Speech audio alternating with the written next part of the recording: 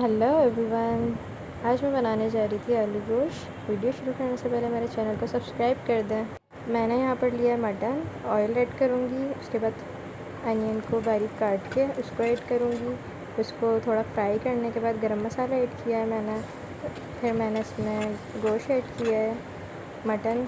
गोश्त यहाँ पर हमारा फ्राई हो रहा है। जब तक मैंने हरी मिर्ची ली हैं उसको मैं यहाँ पर खल के अंदर थोड़ा कूट लूँगी अच्छी तरीके से। पेस्ट बनाने के बाद उसको साइड में रख के यहाँ पर मैं लहसुन अदरक ऐड करती हूँ।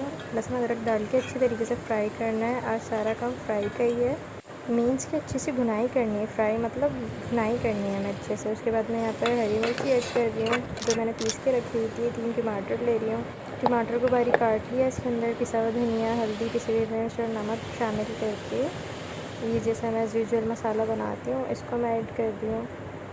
ऐड करने के बाद अगेन इसकी भुनाई करनी है। इसको इतना भूनना है कि अच्छा सा मतलब एक इसका टेक्सचर आ जाए।